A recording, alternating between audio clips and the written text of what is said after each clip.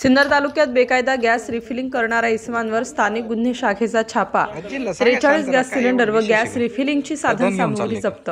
नाशिक ग्रामीण जिल्हा पोलीस अधीक्षक श्री बाळासाहेब पाटील यांच्या आदेशान्वये जिल्ह्यातील अवैध व्यवसायांचे समूळ उच्चाटन करण्यासाठी सत्वर कारवाई करण्यात येत आहे।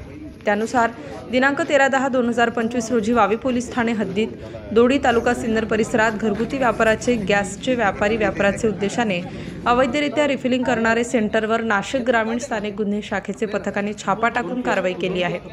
वावी पोलीस ठाणे हद्दीत दोडी गावचे शिवारात काही संशयित इसम हे घरगुती वापराचे गॅस सिलेंडरमधून व्यापारी वापरकरिता वापर होणारे निळे गॅस सिलेंडरमध्ये अवैधरित्या गॅस रिफिलिंग करत असल्याची बातमी स्थानिक गुन्हे शाखाचे पथकास मिळाली होती। त्याप्रमाणे पथकातील अधिकारी व अंमलदार यांनी सदर ठिकाणी छापा टाकला असता संशयित इसम नामे रामदास सुखदेव केदार वय 50 वर्ष व कैलास अर्जुन केदार हे शासनाने नियमन केलेले व जीवनावश्यक वस्तू कायदा 1955 कलम 2(5) मधील नमूद जीवनावश्यक वस्तू पेट्रोलियम पदार्थ या सदराखाली येणारे घरगुती गॅस सिलेंडरमधून व्यापारी वापराकरिता वापरण्यात येणाऱ्या निळ्या रंगाचे गॅस सिलेंडरमध्ये कोणताही अधिकृत परवाना नसताना निष्काळजीपणे अविचाराने मानवी जीवितास धोकादायक ठरेल अशा पद्धतीने गॅस रिफिलिंग करून स्वतःचे आर्थिक फायद्याकरिता विक्री करण्याचे उद्देशाने मिळून आले असून त्यांचे विरुद्ध वावी पोलीस ठाणे 2 गुन्हे दाखल करण्यात आले आहे।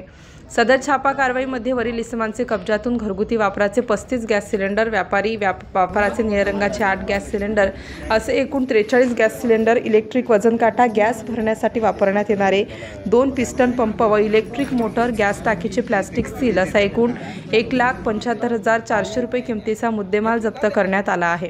स्टार न्यूजसाठी मोहसिन पठाण, नाशिक।